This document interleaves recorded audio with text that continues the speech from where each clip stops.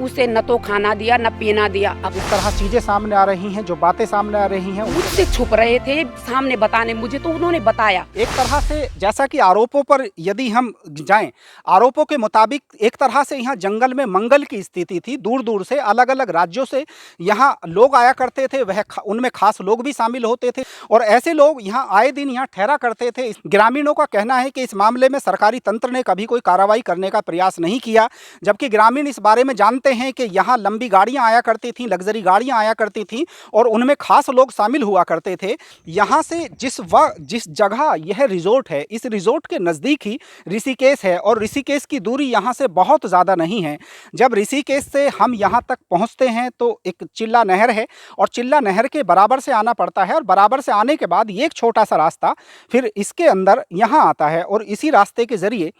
लोग जो भी गेस्ट आया करते थे वह यहाँ पहुँचा करते थे। फिर एक चीज़ और सामने आई कि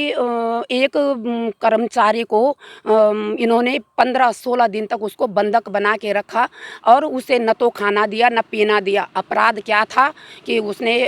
जितने महीने जॉब करी होगी उसके बाद जो तनख्वाह लेता था वो तनख्वाह बदले की वो सज़ा दी जाती थी। हाँ, ऐसी बातें सामने आई हैं कि पुलकित आर्य जो उनके पूर्व कर्मचारी थे, ऐसे पूर्व कर्मचारियों ने भी इस तरह के आरोप लगाए हैं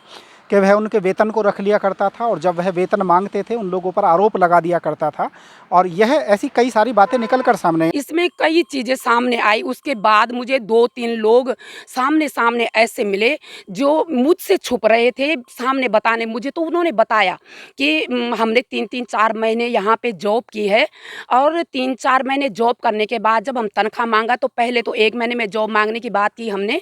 और तब हवाला दिया जाता था कि अगले महीने दे देंगे, अभी काम सही नहीं चल रहा है। और जब 3-4 महीने हो जाते तो हम बोलते थे ज़रा वो करके कि भाई दे दो हमारी तनख्वाह, तो उसके बाद हमें मार पीट के बाहर भगा दिया गया। तो मैंने बोला आप भी मीडिया के सामने बोल सकते हो, तो उन्होंने मना किया कि नहीं नहीं, आखिर वो राज्य मंत्री हैं और राज्य मंत्री का बेटा है। दोस्तों, इस पूरे प्रकरण में अंकिता भंडारी के मामले में जिस तरह चीज़ें सामने आ रही हैं, जो बातें सामने आ रही हैं, उनको लगातार दिया भी जा रहा है और जिस तरह के तथ्य हैं वह तथ्य पुलकित आर्य के विरुद्ध जाते हैं और पुलकित आर्य इस मामले में सलाखों के पीछे है।